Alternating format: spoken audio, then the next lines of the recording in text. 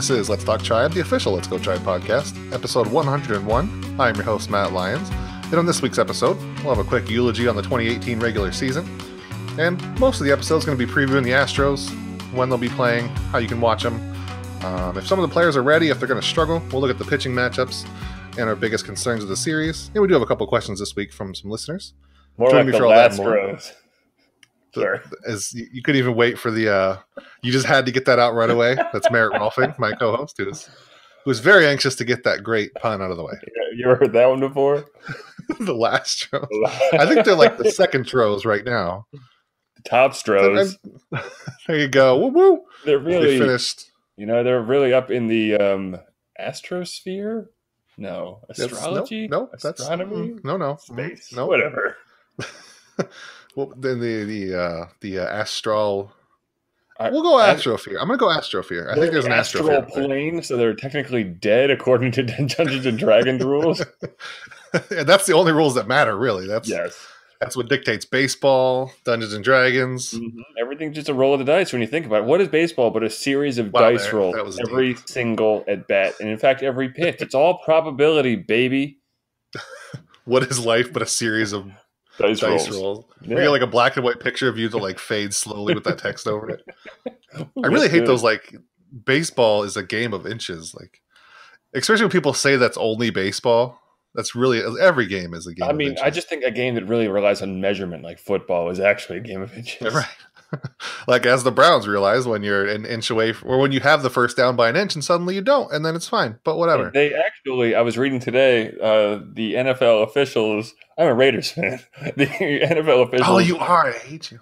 Together, two separate photos proving Carlos Hyde was, in fact, behind the first down marker. Now, I had turned the game off at that point because I was upset with the Raiders continuing to be shitty. But then I saw they had tied the game. I was like, oh, I'll get back in on this. So I didn't actually see it live. But wow, I hate you. I think this is done now. We're done with this podcast. Thanks for listening. That's over. Hey, so the refs have to take the Raiders' side once every 50 years. And I think this was it, all right? So something that wasn't a game of inches or a season of inches was the Indians absolutely destroying the AL Central. A season of moments. Was it a season of, I guess? Yeah. I guess you can count it that way. It's a season of moments in a sea of not caring because it was clear they were going to win. So maybe that's it. It's just a season of moments, but what's your quick little eulogy on what we just witnessed in 2018 and what we've had to, I'm going to go ahead and say, endure? The Indians won their division by more games than any other playoff team. Now, that doesn't, if you don't look any deeper than that, that's all we need to know. There's no contacts required. That's incredibly impressive. And I think we can just move on to that statement and forget about things. I think that the 2018 season can be summed up with names like Alexi Ogando and Mark Zaczynski. No, wait, really? Yes. Mark Zaczynski. Forgot about that one. And Jeff Bellevue and Oliver Drake. And is it George Contos? I never. He was. Oh, yeah, George Contos. Pittsburgh Pirate great George Contos. And these are the names that I will remember the most from the 2018 season because apparently all we cared about was how trash the bullpen was, even as we watched two MVP candidates lay waste to baseball. And a lot of other fun things. I don't know. It was a fine season. I'll say this about this season. It wasn't exciting, which was nice in a way because I didn't feel like I had to pay as much attention to it so I could do other things with my life. Yeah. This feels like a season where if I didn't have to pay attention to it for slightly a job, then I probably wouldn't have for huge chunks of the season. Mm-hmm. This is one of those years where I like watch a little bit and then just quit altogether and been like, all right, I'm good. I mean, it's amazing how just negative I felt about the whole season because of things that have happened that have just kind of gotten in the way of what we've all like. Just the whole expectation has been so frustrating all year. But like, I just noticed Lonnie Chisenhall's name here, and I just hate how he keeps on getting injured because we all still love Lonnie Chisenhall. I don't know what it is about that man, but he has all of tribedom just by the heart or whatever, and he's good too. Is the frustrating part, I suppose. So. I don't know, just things like that. Him, the entire Yandy thing that we kept on dealing with. Things of that nature was really frustrating. Yeah, the Yandy thing was fun at first. It was a fun little haha, let's get him in there. And then it just slowly turned to anger as the season went on, and there was nothing else to really talk about. And then it just got angrier and angrier. And why isn't he in there? I hate everything. Now, admittedly, I took it's like in 2017. If you go back and look at the articles I wrote, I took a very close look throughout the year at Mike Clevenger. I think I wrote about every single one of his starts in excruciating detail because I liked what I saw, and it was fun to see it flourish in what's been this year. But I took it in a much more negative sense of Yandy Diaz. It was rather than a how great can he be, it's why aren't they playing him? And I think that was the problem I had with the whole Yandy Diaz thing. Personally, the way I was presenting it to my own self. But that's my fault too. I mean, and really, you look at his season numbers. It was only 39 games. I mean, he was okay. 115 WRC plus. Ended up actually slugging over 400, which I'm impressed by, honestly, with his inability to hit the ball up. So, but hey, Michael Brantley was healthy all year. That was impressive. Yan Gomes was a plus influence on the offense, and Edwin Encarnacion is not quite decrepified yet. So, thumbs up all around. Yeah, he's still amazingly consistent. Yeah. And like you said, we got to watch 2 MVP candidates, even though one of them kind of died at the end, but we still got to watch them for a huge majority of the season. And it seems like so long ago that April was here and they couldn't hit, and the bullpen was a total disaster. And that was a really low. That's probably like the lowest month of the last 3 years. No. There was an April 2 years ago, I think, that was just 2016. I think 2016's April was just horrific. And no one was happy. Everyone was very pissed off about the entire situation. Like, I think Kluber was bad again or something. There was one of those Aprils there where Kluber was really bad and everyone else was bad and everything was bad. And they went and then going on a 14-game winning streak or whatever it was really fixed everything. Let me look into this real quick. I'm curious now which of those terrible Aprils it was.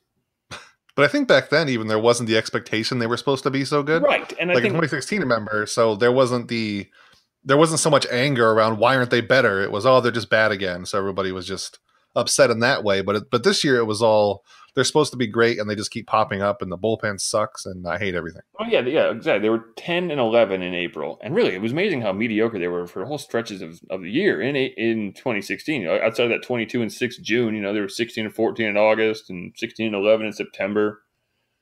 They were slightly above average pretty much. But that was the year that they were just kind of below 500. They were kind of treading water till they got there. But yes, exactly. The lack of expectation really made it a little bit better because this year was supposed to be the blow them out of the water year after 102 wins last year, and they were 15-12 going into May. So. And we're never much better than that in any single. I mean, August was 19-9, but that's they were 500 in September. Ugh. It is hard to remember that we have to be excited for the fact that this is 3 years in a row where they're pretty darn good. I mean, they won 91 games this year. They had 20 games over 500. I remember, what was it, like 2015? Maybe it was 2016 where we could start to make the joke that they were finally 3 games over 500 for the first time in forever. Right. And now they're 20 games over and we don't even bat an eye. No, we're just so used to them being so far. So I know, and I agree with you 100%. Like, it's amazing how many times just throughout the year I had to force myself to look for good things, because and that's the thing. I think a lot of baseball, anyone who writes about baseball or analyzes it, they naturally tack towards things that might be negative as opposed to a positive for whatever reason. I don't know. I mean, we like to write about amazing things, but like many times when we write about players, we're going to write about a good player. And if a good player isn't doing well, then that's remarkable. Like, yeah, you can write about the amazing things Mike Trout does. And I did several different articles about different amazing things that Jose Ramirez was doing. But, like I caught myself many times writing about Mike Clevenger's, bad August, or Carrasco's, not being good, or when Michael Brantley was in a huge slump after the All-Star break. Like, it's just, I don't know. It's when there's an outlier of a number, I guess you just write about it. But I don't know. I'm worried it's coloring the way I write in general, and you try and avoid these things because at the very base of it all, it's a fun game that we all watch and enjoy. And you don't want to just harp on the bad things because, again, Greg Allen's fun. He's not good. He's not great. but he's pretty good. He's fun, and I think I should have paid more attention to those things. I think there's a couple of different things I wish I'd written about more. I guess guys like Greg Allen, or the many. My inability to make GIFs really really put a damper on really things. restricted my ability to write articles I wanted to write. My computer broke, so I've been using other computers. I'm not going to make GIFs has really restricted my writing ability, I guess. This feels like one of those years where there's a lot of times where I think blogging and being able to be at a distance really helps, like the 2016 kind of years, even like last year. But this year where we knew so much of everything, where there wasn't like little hidden gems we could find as easily. Mm-hmm. And it was nice to see like places like the Athletic having all those behind the scenes thing and the whole Mario Kart thing. And like, these are the kind of years where we just find the fun things. I think it's harder for us when we're all the way on the outside to do it. Right. Exactly. Other than just like tracking down things on Twitter. And also too, it's like, we want to write about things that are interesting and new. And since this entire team is, after the 10th article about Yonder Alonso, like everyone else has been here since forever. And how many more times can you write about them? It's just, that's why we mentioned in the past, like how it's almost more fun to root for to have a team be not as good, because you get to write about, this fun new gem that they found, or the growth of this young player. Like when I write at Beyond the Box Score, many times throughout the year, I've written about, okay players on bad teams because they could lift them up eventually. Well, once you've already kind of delved into the depths of everything Michael Brantley has done over the last 5 years, like what else can I write about him? He's exactly the same all the time. Like, he's not doing anything differently. I just want to grab like Brewers fans and Brew Crew's ball by the cheeks and do that Billy Madison cherish it thing. Cherish. They're so fun right now and nobody expected it. And I just want to cherish it. Stay here. Pretty soon they're going to be as ornery as we are. Yes. Just give it 2 years of winning. Yeah, exactly. And they're going to start staring at, they're going to start realizing those contracts end way sooner than you think. Like, it's, I don't know. God, I feel like now we sound like old men. You hold on to these good times, youngins, before it slips away. Back in my day in 2016, and when we were the young ones. But the most important thing about this year is that they finished ahead of the Rays. Yeah, so the Rays could shut up about it already. Yeah, cram it, Because you know what, Rays? Maybe if you actually tried, like before the season or at mid-season, and didn't torch your roster, you could have won, I don't know, 5-6 more games and maybe 7 more games and gotten to the wild card instead of just dumping everything to save money. I mean, really, if they tried and if they got players instead of just dumping players and just happening to win a few extra games to get the 90, which is what they're at, I don't think that it's out of the question they could have won like 97, 98 games. Do you? I mean, I guess the real question there is then who that they got rid of would have boosted them another 8 wins or whatever, like their team was really good. I guess the Wilson Ramos trade, holding on to him would have been good. But the team's really, that's a surprising thing. The team's just really good. I mean, Chris Archer obviously would have been a boost, but like, I don't know. I feel like they've been meaning to trade him for like 4 years now, it seems like. So I don't know. That was a good trade for them. Oh, it was a great trade for them. Glasnow and Meadows. Yeah. Glasnow's going to be a stud, man. Their pitching staff is going to be really stupid next year because they're going to have him and Snell. They're going to have like 2 starters and just a bunch of relievers. Oh, yeah. They're going to have Glasnow go 6, Snell go 8, and then just everyone else is just stuff it in there. Right. That's the future of baseball. Just stuffing it in there. Yeah. But even more than the people that they lost, I think it's just if they would have at least tried to add anybody, made an effort, other than clearly trying to dump for salary. It's not the players that they were dumping; it's the fact that they were dumping and not adding when they were this close to being a 95, 97, 100 win team, and they're just like, forget it. We want to save some money. I mean, and it's just they do live in a very different world than the Indians ever will. Really, I mean, when you just have 2 teams winning 100 and one of them is a year out of a rebuild, like. I don't know. It's a little daunting. Like, I know they always say you have to pick your spots when you're not the Red Sox or the Yankees, but like, when are those spots too? The Rays are pretty good. I don't think they're ever going to win 100. Like, when I don't think they have the bullets to get themselves to 100 wins, which is now with a combination of just teams across the league tanking, and then the Rays in the downswing, the Orioles being, Oriole. The Red Sox and Yankees are going to threaten 100 wins for probably every year for the next 3 or 4.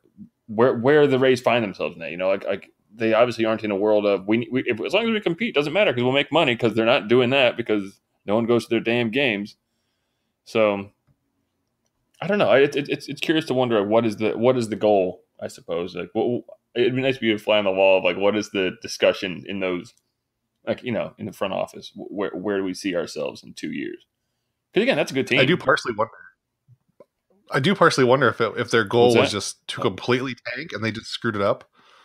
Like they meant to not win like more than 70 games because they knew they'd be bad while the Red Sox and Yankees are great, and then they just won 90 games. Like, no, we'll just run bullpen days every fifth day. It worked. Yeah. Oh shit! Right. Okay, well we'll trade a bunch of young pitchers. It's basically Major League in real life. Yeah, we'll trade a bunch of young pitchers. Oh no, one of them's going to win a Cy Young.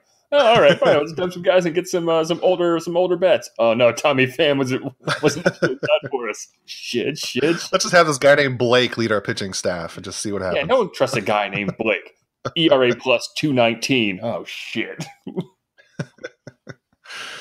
So looking ahead, the regular season is mercifully over. Today when we recorded, I still miss it. Games. So I'll say that much. Oh, Summertime is over, so it is sad. Let's all agree there. It's nice to have baseball every day, and it's gone now. I don't get an Indians game for 4 days now as it was recording. Yeah, 4 days. And then we'll have there's the wild card games tomorrow, or at least one, and then one the next day, and like 2 days without any baseball whatsoever, which is depressing. What the hell are these people doing? These idiots. These network executive scum. I'm sick of them. Sorry. You gonna take it to the man or what? You know what? That's it. I'm going down to City Hall and I'm throwing my gauntlet down. I'm gonna have a whole bunch of mixed metaphors going on. I'm gonna nail my gauntlet to the door of the church. I don't know. Nobody will know what's going on about me yelling about baseball the whole time. Yeah, I'm yelling about baseball and however it's a game of inches.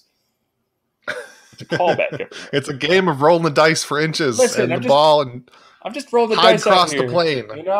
Just trying to roll the dice and see where the ball bounces. It's a game of inches. So when the Indians do play, anyway, they'll be playing the Astros. Game 1 and 2, Game 1 and Game 2 are going to be in Houston on Friday and Saturday. Games 3 and 4 in Cleveland on Monday and Tuesday, and Game 5, if it's needed, is in Houston on next Thursday. Merritt, what are we looking at here? It's another ALDS at this point. I mean, we're supposed to always be excited about the playoffs, but this is another one of those years where if they don't get out of the ALDS, I'm going to be a little salty just because I really want a World Series at this point. But this doesn't seem like it's completely. I felt way more hopeless in 2016 against the Red Sox than I do against the Astros this year. I don't know. The Indians have so many pitchers. I feel like they could beat anybody, even another team with great pitchers like the Astros, and especially if Josh Donaldson. Holy cow! I mean, if he's ready to go, this is, first of all, we can start with Donaldson here. This is like the trade of this. If he is as good as he's looked like and towards the end and as good as he can be, this is a huge trade for Julian Merryweather. And if he's actually ready for the Astros series, so you think he is? I mean, everything we've seen from him, he hits the ball incredibly hard, right? And he hit a grand slam the other day. He's walking on, he's taking pitches. Just as nearly as importantly, defensively, he looked great. He's athletic out there. He's moving well. And these are all the things we were just worried about. It's just, is he going to be physically fit and able to play the game at not MVP level, but, the level that we expect out of him, I suppose, which is, something resembling probably the third or fourth best bat on the team at this point. And if that's the case, and I do think I think it's the case. I think he's healthy. And I think he's good. And I think he's still going to be the second best third baseman on the field because of Alex Bregman. But I think he's going to be one of. I don't know. I think he'll be a game changer. I really do. He's good, and hey, hopefully he's hungry too, and he's going to just really be a lightning. It's hard to guess, really, because again, with great pitching and small sample size and things like this, it's hard to know when when the ball will drop when it needs to drop and how many will fly over the fence. But no, I'm very excited to see him really make this trade look like just the best trade of, I don't know, the decade. That's what I'm hoping for. It's just a small thing, I know, but keep your goals realistic there. I mean, but really though, he's played. He's got 60 plate appearances with the Indians this year. He's walked 16.7% of the time, and he's struck out 16.7% of the time. And he's hit a couple home runs. those are basically the things I'm looking for. Is his plate discipline solid? It looks like it is. And is his power there? And very much does it look like it is. What more can you ask for, I suppose? Baseball in the playoffs especially is very three true outcomes. And he just needs to be that kind of guy. He's walked 10 times, struck out 10 times, et cetera, et cetera, et cetera. So, no, I think he's there. I think he's there, and I think he's going to be fine. Which I just have to remind myself every once in a while that's actually Josh Donaldson, who's just on the Indians, and we lost like nobody for him. I know. It's amazing to see. I just see his hair sticking out. I was like, oh, yeah, that's Josh Donaldson. That's the guy who was the MVP. And now they traded a fringe pitcher for him, and they just got him for the postseason. Yeah, holy cow! This is it really is an incredible thing, and it's made all the sweeter just because just to rope him in because we always got to talk about him. Jason Kipnis is hitting really well the last the last month and a half or so. His numbers are really stupid. Like his splits, the last month and change are like he's slugging like 650 or something like that. I'm gonna pull the actual numbers up here, but I'll just keep on talking while I do it. But no, ever since he picked up that magazine, man. That's all it takes. I'm telling you, magazines. That's going to be a story as soon as the season's over if they win the World Series. Is those magazines, man? They saved it. Like, this is a legitimate lineup now, right? This isn't just a pitching staff and a Francisco Lindor. It's like, if Edwin is still acting young, if Alonso is streaking upward at the right time, that's like almost every single hitter because Yan Gomes is a really good hitter occasionally. And then where's the weakness in that lineup? Because it's not I guess it's right field, right? That's literally it. If Melky Cabrera isn't a great hitter, then that is exactly it. That's it. That's the only hole. You figure so Lindor, Brantley, Ramirez, Donaldson. Are you calling him a weakness? No, I'm trying to think of what the actual lineup will be. Lindor, Brantley, Ramirez, Donaldson, Encarnacion, Alonso, something ridiculous. Like that. and then it just I'm not going to sit here and say that. What's his name? Yan Gomes is some kind of great hitter anymore. He posted a 101. No, but that's the thing. He's very he's going to strike out a few times, but the thing is, he could just blast one. And I wrote about that early in the year about how he's just really selling out for power. And again, in the playoffs, like one hit can change everything. Like we saw of all people, in Game 1 of the World Series in 2016, it was Roberto Perez who won that game for them effectively. And that's just what can happen because you have a guy who has a lot of power. And, he doesn't make contact a lot, and he has some ugly at-bats sometimes, but he can unload on one every now and again. That's really all you can hope for. So, no, I think 1 through 6, they're really good. And if you're 7, 8, 9 are merely fine, and then you're just figuring out a platoon in right field and what have you. I don't know. I do know that and I don't know what this means, but Francona said that Chisenhall is healthy, but they send him back home for some family reason. So I don't know if he's going to make. I don't know what that means. I can't imagine they're going to play. They're going to put Lonnie Chisenhall on the playoff roster. But what if that'd be a neat little platoon in right field. Yeah, I missed the brief glory days of Chisenhall Geyer in right field. We were really when Geyer was actually smashing lefties and Lonnie Chisenhall was hitting well. That was that was a fun time. That was a combination of one really good hitter, man. Now instead we get Melky Cabrera. I'm still not happy about it, but whatever. It's fine. I don't know. He'll probably would be, ALCS MVP or something just to spite me. Sometimes you'll take this. I have a lot of tweets that I could get dug up if that happens, and I am okay with it. No, exactly. Yeah, I'll look the clown. I think I spent an entire article or spent an entire game just beasting on him because I'm just like, I hate you, Melky Cabrera. Get out of here. Where is Yandy? You're ruining my life. I want Yandy Diaz. But yeah, hey man, if you want to win a couple games for us, go for it. Yeah, it's fine. Yeah. And my one last Josh Donaldson note is, as you said, it's a really small sample size, 60 plate appearances, but exactly half of his hits have, according to Fangraphs, by their rate of soft, medium, and hard, 50% of them in hard hits. Yeah, which is pretty incredible. Like no matter what the outcome is, he's smashing the ball, and just by really exciting. Raw count, he's got 14 hits, and 6 of them are either doubles or home runs. So yeah. Cool, do that more. Yeah, that's fine. Do that in a crucial moment, and that's all we need. Yeah, that's all. Well, do that once a game in a crucial moment. That's all we need. But whatever. Whatever. Now, if the Indians do have another significant hole, it might be kind of an unlikely one. If you told anybody this in like May or June, they think you're crazy. But Jose Ramirez, MVP candidate at one point, and then he just really fell off the end of the year. He finished 2018 slashing 185, 330, 337 in September, which is just not Jose Ramirez number. That's an 85 WRC plus. He was well below an average hitter in the last month of the season. It's his strikeout rate and walk rate have been mostly the same. So I mean, it's not that he has a lot of worse pitch selection. Even if you look at like his batting profile, like how hard he's hitting the ball, where he's hitting it, and if he's chasing, it's so hard to find anything with Jose Ramirez that's different. The only minor thing is he's popping the ball up more, and I guess maybe that's a result of more curveballs being thrown at him. But even that, like his numbers against curveballs specifically aren't terrible compared to previous years. I guess he's just getting more of them. I don't know. It's somebody's found some way to shut Jose Ramirez down, and I hope they stop it by the time the ALDS rolls around. So how worried are you about Jose Ramirez heading into the series against the Astros? I'm not really, honestly. I'm not. I envy you. Towards the end of the year, he was really starting to hit the ball hard, and it made me feel better. I mean, he hit that home run on the second last day of the year. He went 3 for 4 that day. This is just, I mean, he's always been this way. The last 3 years, he's been very straight. He just had these hideously cold stretches followed right after by just an insane, month where he hits 500 or whatever. I don't think it ever actually happened, but you know what I mean. I think that's happening again. Is the optimist in me? Is the worm is turning and he's starting to be great again. He's starting to hit the ball hard in the right direction. Like you said, he's popping the ball up a lot. Maybe that's a timing thing, but maybe he's catching back up to that. A lot of maybes I'm throwing in there constantly. Obviously, you just have to look at who he's going to be facing, though.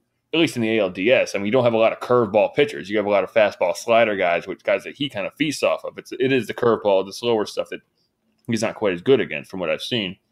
So, no, I think he'll be. I mean, the fact of the matter is there's not going to be a lot of hitting in the ALDS. It's 2 incredibly good pitching staffs. One of them set a record last year. Another one was on pace to set another record for general excellence in pitching this year.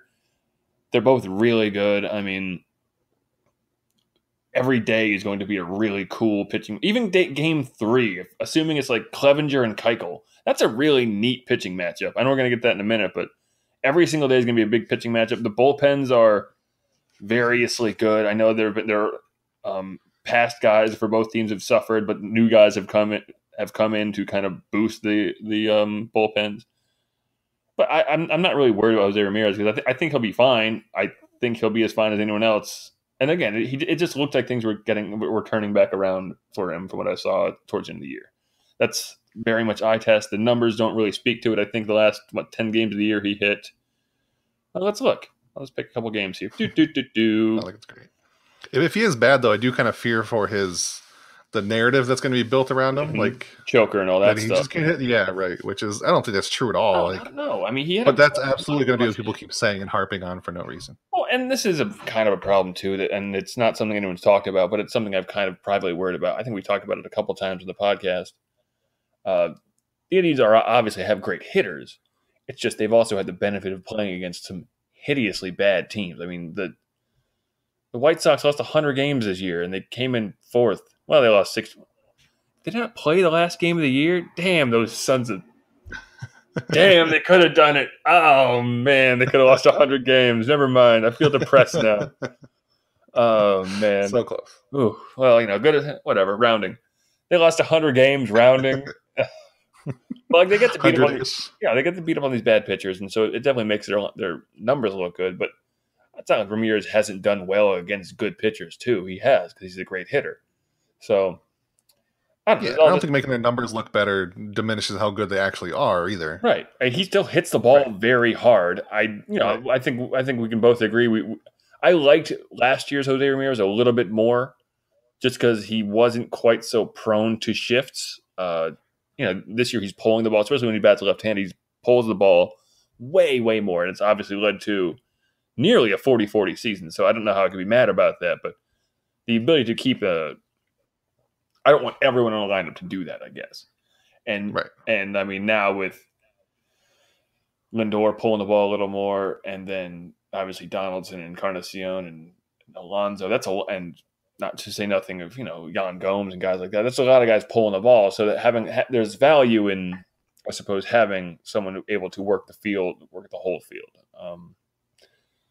a lot of old men would probably say that who hate the modern baseball. But I don't know. I think there's some credence to that. So, but still, I think he'll be okay. It's funny to think that he's actually, if you look at OPS, he's actually worse than he was last year at this point. 944 to 957, despite hitting 10 more home runs.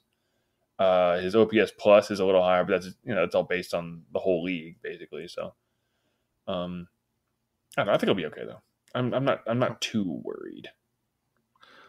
So as you alluded to there a little earlier, these pitching matchups are going to be insane every single day. It doesn't matter what order, who's going to go on short rest, whatever. It's going to be a good matchup every day. The first is probably going to be Kluber and Verlander. I can't imagine that changes very much at all. And then I don't know, is it going to be for the Indians?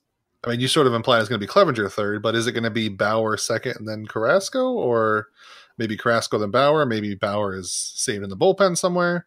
I think they already announced Carrasco's game 2. Oh, did they? Yeah. I think you were busy. They might have. Did they say he was game 3 yet? No, it's still TBA. I checked today actually. I mean, that's going to be Bauer, right? Unless he's injured.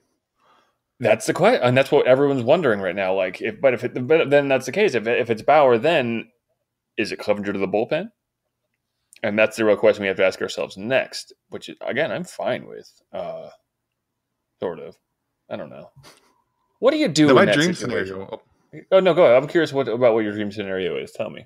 Your baseball. So with the onset of the baseball related one, with the onset of the whole bullpenning days and the opener and stuff like that, I don't see why you wouldn't just start Clevenger and see if you can get him to go a couple times through the order, and then use Kluber if you have to. I don't like the idea of running Kluber out there on short rest when. I mean, you can at least just have Clevenger go out for an inning, and if he starts, you can give him like an out. Like a quarter of an inning leash, and just a second he starts to struggle, bring Kluber in. But I don't see why you'd start him right away. I really want to see even the Indians or anybody just start using your fourth starter. Because I mean, anytime the fourth starter can go off and have a great game, right. So why not at least try it and give him an extremely short leash if you have to, and then have your starter come in on short rest? Because as we've learned, they can just come in and still be good in the bullpen. They do that in like game 7s and games 5s, but they never bother doing it when they would be on short rest. And I don't know. That's. I just don't want to start Kluber if you don't have to, and then you could save him for game 5 if you need it. But if Clevenger starts to struggle early, I guess you're kind of wasting 2 starting pitchers then if it doesn't work out. But I mean, I guess you have to look at the schedule of the series as well. Like, there's way more time in between, I suppose, isn't there? Yeah. So I don't think Kluber would even be short rest maybe if he started in place of Clevenger. And I mean, also too, we have to remember that the Indians happen to have a fourth starter who's like 9th in the league in ERA or something like that. Yeah, they have so many good starters. And then there's going to be Shane Bieber, who, of course, is going to be in the bullpen, but that's another really good pitcher they have who can go several innings. I keep on trying to find ways why he's good, and then it just bites me in the ass because he just gets shelled a third time through the order, but he always makes it through the order. And I'm like, damn, he's almost so good. So maybe he could be. There's almost no reason the Indians need to send anybody out all 3 times through the order if we really wanted to get crazy with analytics. Like, you could bring in another pitcher every time for the 3rd time through the order and still make it all the way, probably. No, exactly. And I think that's what we can probably expect. It's just about finding who the guys to fill, innings, basically 6 or 9. Well, I would think so. That's just how baseball is now. Is it? Yeah, kind of. I mean, I don't know. Sort of. I still don't think they do it. So, I mean, can they do that before you start getting hit the 3rd time through the order, though? I want to see that happen, where when the leadoff batter comes out for the 3rd time through the order, that's when they call it and they switch. So you think that's going to happen? Because I think it would be, especially Tito, he would wait until somebody gets hammered the 3rd time through the order. That's probably true. That's probably what's going to happen. I think the smart thing to do is, yes, you pull him as soon as, you pull him after 2 times through the order, because that's just why at this point he's 80 pitches deep or 70 pitches deep or whatever. It allows him to sell out. If he knows that too, it allows him to sell out a little bit more, and he can get you through the full 6, and then you can just rely on the bullpen the rest of the way. I mean, I don't know why. My other thought was maybe they'd piggyback starters and go, because we've seen Bauer just go short stints here. Maybe just have him go. Hell, maybe have him be an opener for a couple of days. He's always said he wants to pitch more and more. So, what the hell? Yeah. Why not do that? I mean, he'll pitch anytime, anywhere, and just do it. Yeah, no, exactly. He just wants to throw more baseballs. I mean. Yeah, Clevenger's the 13th best pitcher in baseball. And he's their 4th starter. I keep that's one of the things you just kind of forgot about. And then you see it again, you go, oh, right, they're really good at all the things. And look at Dallas Keuchel, they're fourth best, all the way down at 19th. So sad. What a loser. So sad. Get out of here. So maybe I will call that as like in 2016, the new thing was using relievers multiple innings everywhere, like you did with Andrew Miller. Yeah. Maybe this year will be several managers calling out their pitchers before the third time to the order. Like there always seems to be something we don't see coming in the playoffs, some new strategy lately. So maybe I'd be really happy if that's it, especially if it's the Indians doing it first. Well, and I mean, the 2016 thing was obviously out of necessity, and then we just see the Brewers just doing it because they can now. But I don't know. I mean, that's the thing. Clevenger can go 7 or 8 innings. It's just of the top 4, I think he's the one I worry about the most. First of all, because he's the least good. Although I'll be honest, the guy I worry about the most is still Corey Kluber. I know he won 20 games and was really, really good all year, but I can't be the only one who's a little bit nervous about Corey Kluber, am I? You got to be a little bit nervous, right? I haven't felt confident about him all year, right? Have you? Well, I don't know. Yeah. Have you? I haven't really worried about him. Maybe this was like one of the few years where I had been confident all the way through. Really? I think it's one of the few times he hasn't started super slow. Maybe I've just been overthinking everything, and no, don't mind me then, because I've just been really worried about it because his velocity's been down a little bit, and he got hit a few times, and the home run rate's up a little bit, and the numbers in general are a little bit worse, and he took a step back in terms of peripherals, but then you have to remember he took a step back from one of the greats, just a tremendous Cy Young candidate, Cy Young campaign. Yeah. So yeah, I don't know. Maybe I'm just overthinking things. Never mind. I think he has changed a little bit this year with how less he's walking, and like you said, the velocity. I'm sure the velocity down isn't by design, but yeah. I think he's working around it well enough that I'm not worried. It's the design it's of man. With Jose, though. I'm worried about Matt. That's all that is. The design of man and age. I am worried about the same thing with Jose, though, that if he blows up again, then that's going to be his narrative going forward, right, which kind of sucks. But I don't know how the narrative for Corey Kluber can be except just super stud of the playoffs because of what he did in 2016. I mean, after that, it's I don't know. Are we really? Oh no, there's already people saying because of last year that he blows it in the playoffs. It is people are so quick to pull that trigger. They can all cram it. That's all. So, Merritt, was heading into this series, third year in a row for the Indians in the playoffs. We're all going to be very concerned. I don't know. No matter how excited you are, you're going to be concerned in general. So what's your biggest concern? The one big thing you're concerned about heading into the series? Well, obviously, I just told you Corey Kluber, but apparently I'm an idiot. So, what's a better one than that stupid answer you had a minute ago? I think there's the Bauer thing. Is he healthy? But he seems healthy, so I'm not really that worried that much. I mean, it's just the Astros are really good. That's my biggest worry. Is just I think they're the best team in the playoffs right now. I still do. I think they're even with Correa having a down year and Altuve taking a step back. I think they're the best team going. I think that personally they're still favorites. I'm probably not going out on a limb with that rather. So that's just in general the fact that they're playing just an amazing team. Them getting past them, I think it gets a little bit easier. Yes, the Yankees have an incredible bullpen, but who knows if they're even going to make the playoff, the actual series, and they have to make their way past the Red Sox anyway. So whatever. But I guess that's my real big worry is just in general they have to play such a great team first, and it might get a little bit easier going forward. But that's kind of a cop out, I know. But I'm very confident. I'm bullpen. I don't know. Cody Allen being put in a big spot because the manager's too loyal. I think loyalty is actually my biggest worry. Overt loyalty. Never mind. Amend everything else. That's my biggest worry for the playoffs is sweet Terry is too kind to his boys. That's all. Sounds like it should be spoken in like the Dukes of Hazzard font. Sweet Terry. Oh, sweet Terry is too kind to his boys this time around. Ooh, how is he going to get out of this one? Oh, Terry was too kind to his boys. Oh, we're going to get out of this pickle. So mine is equally unanalytical and more, I don't know, just general thought concern is I want the Indians to get over that hump if they get a big lead in a series. I can't do another year of having a multiple game lead in a crucial playoff series and blowing it. My heart can't take it a third time. 2 is bad enough. More closely, I can't deal with bullpens blowing it. I dealt with that earlier in the year, and the game meant so much less. No, all right?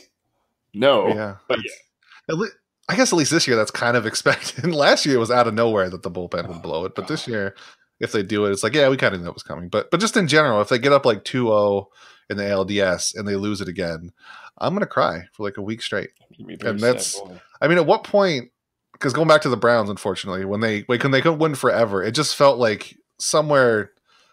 I know it's always a narrative thing that you can't get over the hump and win, but eventually it comes to the point where like it creeps into your head like this is happening again. I can't believe it. So if the Indians are like up 2-0 and they lose a game, does that start to creep in at all? Maybe, I don't know, but no, I just don't want to watch it happen. If they're up 2-0 and they lose a game to the Astros, the Astros are really good. They're all the way up there in space. Come on, They are called the Astros. So. Yeah, shoot, they have the same logo as the Colt 45, the greatest team ever, the same team, whatever.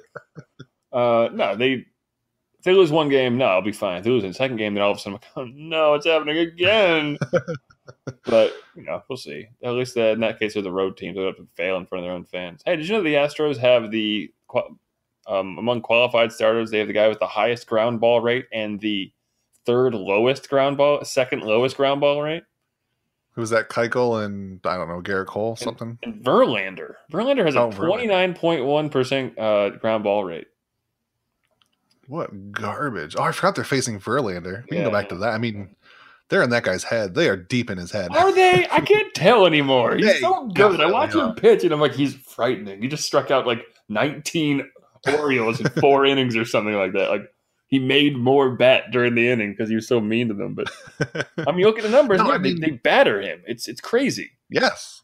And it's not little better. It is like every bad game he's had in his career, like not every bad game, every like 9-run game they've had is only against the Indians. Yeah. Like they're the only team that gets to him consistently. I don't know, maybe that's something with the Tigers and him, and it's gone with the Astros, or maybe it's just a coincidence. But I love the idea that they beat up on Verlander so hard every time, and I just want him to see the Indians up to bat and just have it in the back of his head that it's happened so many times before.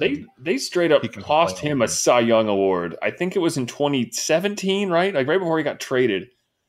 Because he was amazing for the Astros, and like if you took out all his games against the Indians when he was still with the Tigers that year, like his ERA drops by like 1.5 or something. Like they just beat the tar out of him last year. I don't think they faced him this year at all though. No, they didn't. Okay, yeah. No, because he was on the Astros, not the Tigers, so they didn't face him so many times. That's right. Yeah. I remember there's the whole Stein stealing. He always has a different complaint. He knows like they hit him so much better, and he just comes up with these things about sign stealing and whatever else he wants to imagine in his head. So I'll be really disappointed if they don't do it in game 1 and just beat him up for Corey Kluber. But if they do it, I'm going to be so excited. What I don't want to happen is like what happened in game 1 last year. They had to win like 9-8 after Kluber pooped himself hard. I don't know. Again, there's something about the phrase "pooped himself hard" in this series. That tickles me in a place I didn't know I had. Oh, it's a little juvenile side here. Sorry, go ahead. I don't know. I lost my train of thought. I don't know. I'm worried about Corey Kluber, I guess, a little more than I probably should. But yeah, hey, man, he's got an unnaturally high left on base rate, and his fly ball rate is very high, and he is going to be pitching in a place where the ball flies pretty well. It's supposed to anyway. I don't know. Minute Maid. Well, that's good, right? 2 high numbers. That's a good thing. That sounds right. Minute Maid Park is apparently now a pitcher's park. But I love how this happens. Like all of a sudden, it's a pitcher's park, and also unrelatedly, the Astros have a great pitching staff. Who saw that coming? I don't know. Crazy stuff. Is there nothing that really accounts for that? No, like I thought you'd like wait. You could look at the Astros. Offensive numbers at home too, and they are actually right. But no, I know it's just it seems like that happens every now and again. It's like unrelated, great pitching over here. It's a pitcher's park now. Crazy stuff. Who knew? The Dodgers they don't deserve anything since they got rid of Towles Hill. We can just they can go to hell. First of all, the last great weird oddity in sports parks. Now all we have is stupid stuff. That's I don't know. Like I wish like the sea would come in and splash onto the field at Coffin Stadium. I mean, you mean like it did when it came out of the fountain? Like at AT&T out in San Francisco, just waves every now and again. Knock down one of those walls, just have the ocean be the wall. Just a very thin wall, and nobody knows when it breaks. And when it breaks, everybody gets free ice cream. No, it's fine. You just have we just have a 700-foot fence. That's all. So it's it's just you can't hit a home run there. But if you do, damn, dude, you hit that one. You're evidently Barry Bonds. You earned that one. So every Monday afternoon, at one point or another, we always ask you guys on Twitter and Facebook for questions. Constantly. What you want to know about the Indians? We're just badgering you guys for questions. Give me the answer. Give me the questions. This week was about the Astros specifically. I think there's one it's not, but that was the goal of it, was to get Astros questions. We should get a song for the mailbag. Give me your questions, I'll give you the answers. That's not how mail works. Like that. I don't know. So anyway, I'm going to isolate that and put some music behind it, and we got ourselves a song. Perfect. You cut out on the live call, but I know that's going to be recorded, so I've got that for posterity. That's why we use Zencaster. This episode of Let's Go Try is brought to you by Zencaster, and also Honey Bunches of Oats, and also Grape Nuts. So our first question is at Cleology. He wants to know, none of the following will be on the ALDS roster, regardless of how nice they are off the field, right? Josh Tomlin, Adam Plutko, Dan Otero, Neil Ramirez. Good Lord. I think Neil the first two, absolutely not, right? I mean, there's no way Tomlin and Plutko. Look at the roster. I just don't know where you fit them. Like that. That's the fact. Tomlin seemed to know it, too. After his last start, it was pretty obvious he's not. What's the third? Who's the third one? Otero and Ramirez. Oh, God. Otero gives him so many home runs. I can't get over it. I seriously. This is that loyalty issue. He's turned into one of Tito's guys, I think. So, it's insane. That's madness. I understand what. Like it blows your mind how many times he gives him a home run. Right? He's a sinker ball pitcher. He throws sinker balls. I can't get. How is his home run rate not higher? I swear, every time he pitches, he gives up a home run. Every time. He should have 58 home runs given up, not 12. It's that man blows my mind. I can't figure it out. Neil Ramirez, I think, will make the roster. Yes, I think he throws the ball hard, and I like him. I think Otero probably does too, which is very depressing. And he'll give up at least one big home run. What's the point of him? He's supposed to be the garbage innings eater, but he's not even good at that anymore because, like you said, he gets a home run. All of a sudden, it's that game against the Royals late like last week. Sometime they were beating the hell out of him, like 11-0, and all of a sudden it's 11-4, and like, oh God, no! I don't think that was actually him, but still, I'm going to blame him anyway. Yeah, I do. No, but I think Neil Ramirez makes it. I mean, you figure what the bullpen's going to be. It's going to be Allen, Perez, Miller, Hand. Allen, Perez, Miller, Hand, Simber. Yeah, Simber's definitely going to be there. And, I mean, Ramirez, right? He's Olsen? No. I'd rather have Olsen over Ramirez. Oh, no. Please no. What is it? No, Olsen is just a loogie, though. You don't want him doing anything else. I know, but I mean, you don't want Ramirez doing anything either. But. What did I miss? John Edwards, maybe? The guy who does... Man, they're both NASCAR. Sucks ass. That's a NASCAR driver. No, John Edwards is the guy. I'm thinking of John Edward. Remember the guy who used to do the mentalist stuff? Remember him? Oh yeah, the one who like. I'm thinking the color red. The color red. Yes. My grandma wore red. Dolores, Ethel, Nancy. Nancy. Yes. Yeah. Yeah, him. Does her name start with Agnes? Yes. Got it. But yeah, that's John Edwards. Yeah, or John Edward. But anyway, Kluber, Clevenger, Carrasco, Bauer, Bieber are going to be in the board. Oh yeah, that's one we're forgetting. So that's 5, and then Allen, Hand, Perez, Miller, Simber. Well, that's 9, and then then who else? I guess Ramirez, Simber, and probably Ramirez? Otero. That's where we're at. That's only 12, and he wants 13. Oh God, no! What's going to happen, man? Josh Tomlin. No, I think for sure it's Tomlin and Plutko or no. Otero probably, maybe, and then Ramirez almost definitely. Yeah, that's pretty much how I don't think we're going to see them, and we, by all rights, we shouldn't see them. If it goes right. Now, we should expect 6 out of every single one of the starters, even though we're only going to get 5. But whatever. Yeah. So at Slang Oog, that's the name. He asked, "Are Cody Allen's late season struggles due to his high use in the first half, and could the same fade away at the starters as he was the only reliable reliever at one point in the season?" I don't think so necessarily. I think he's just having a bad season. Yeah, I think it's just bad right now. I think it was worn down. Yeah. This is why I wanted. I guess it didn't really matter, but I wanted. I don't know. I don't know where that train of thought was going. I just wanted better pitchers constantly. I just wanted them to trade for the entire bullpen of the. That's so hard. The Brewers, just get them all. Just get them. Also, he wasn't. Yeah, I don't necessarily think it's just wearing down. I think he's just bad. He wasn't good in the first half either. I mean, right? He strikeout rate 10.9 per 9. Gave up 20 earned runs in how many innings? 38 innings. That's not good. I think it was partially bad in the first half because of overuse, but I don't think that's translated into his bad. No, I just think he's been a little bit bad. I mean, granted, his OPS against has jumped 100 points from first to second, but yeah, I think he's just not as good this year as he was in the past. That's all. Yeah. Which is distressing to say the least because he's important. He's a little important. At ACTJ. At ACTJ Dad, he asked, how long do you think Lindor will be in Cleveland? I say mid-2020 to get maximum return. He would most likely get a supplemental first-round pick if they tried to keep him. I don't think the Indians will follow the O's lead with Manny. So I think we've talked about Lindor, how long he'll be here before. Jerk asking this question now. What the hell? Most important question on his mind. But I'm real depressing thought for everybody here. Let's end the podcast on a high note before the playoffs. Oh, my chest. So, like, the era of trading big players for half seasons is over, I think. So I think if they're going to trade Lindor, it makes more sense to do it with like a year and a half left. So let's see.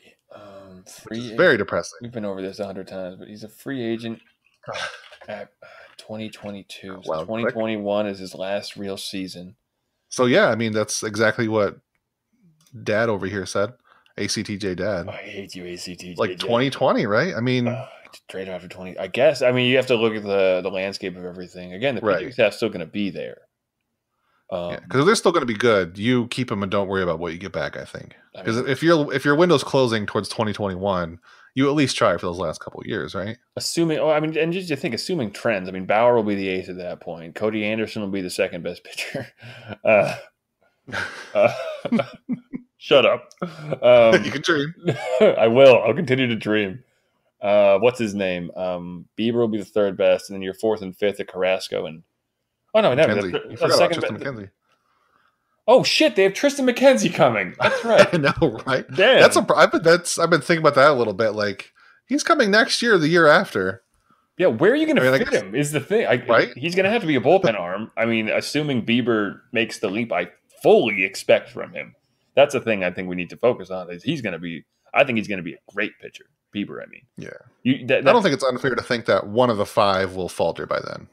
No, I mean I agree with you, but like by 2020, I think Kluber will be a 3.30 ERA guy. I think Carrasco will be. Although I don't know, Carrasco is a tough one to think because he already had Tommy John surgery. Clevenger we're already forgetting about. I think he's going to get better. So your 1-2 are going to be Bauer, Clevenger, and then whatever Bieber, Anderson, McKenzie.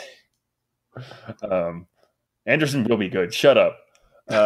You keep thinking that. I will. I'll believe forever. So yeah, I guess you look at the landscape in 2020. Yeah. I think the two, one of those landscapes being the makeup of the farm team too. Like is there someone coming that can fill this hole? Obviously, because in 2020, who's going to even be on this team offensively that's on the team now? Not a ton, really. Not a ton at all. Gomes, Ramirez. Maybe Eric Haas turns into a really good catcher at that point. You have him somewhere. Eric Haas, exactly. I mean, if he breaks through, I know his mom gets Bobby Bradley, maybe sort of. Yandy Diaz, like at that point, he could be a first baseman DH full time. So there you go. Yeah. So I mean, you have to see who's coming. I guess obviously Bobby Bradley's going to be a stud, but whatever. Either way. What a depressing question to end what on. What a jerk. No, I'm bummed out. I worked through some issues I had with the team, with Kluber. I think the J stands for jerk in ACTJ Dad. ACT, a cool shit. Tactical jerk. Tactical jerk.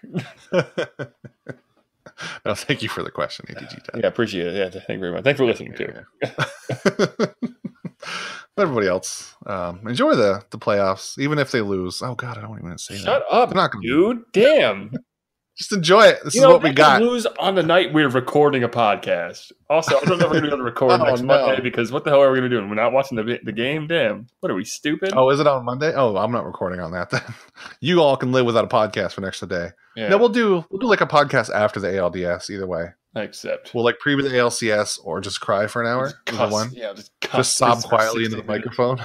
You crying when I'm just yelling at my cat about perceived slight. I told you Corey Kluber was going to blow it. You knew it, cat. The whole time you knew this. How could you say these things? Sleeping in the corner. Damn you. Damn you.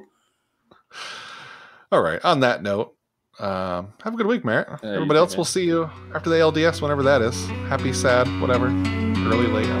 See you then.